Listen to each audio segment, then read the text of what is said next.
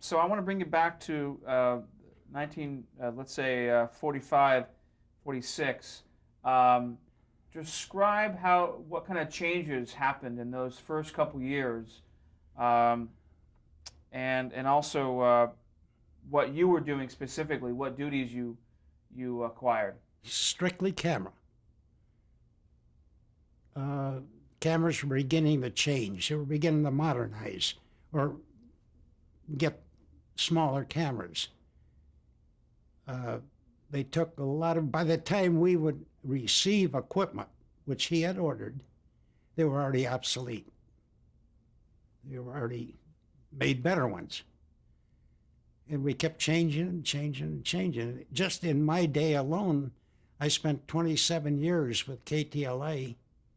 In my day alone, there must have been 6, 7 different upgraded cameras. Got smaller and smaller until color. Color was a monster. Which we'll get to.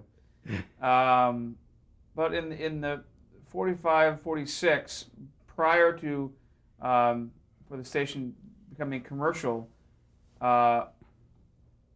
if he would order parts, how would you know to put them on the camera? Did you have engineers at that It point? wasn't parts, it was the whole camera, the whole system.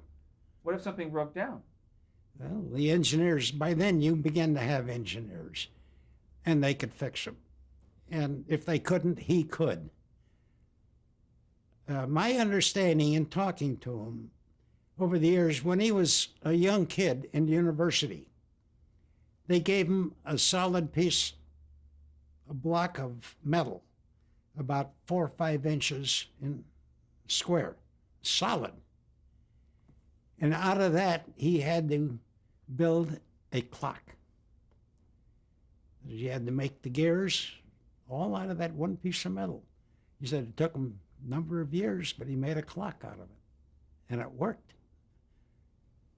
That's the kind of training you had, which you don't get today. What kind of programs and how fast did the station expand its programming in those early years prior to becoming commercial? Oh, quite a bit. We started to go from the man at the desk within a couple of years to sports, So remote. remote sports.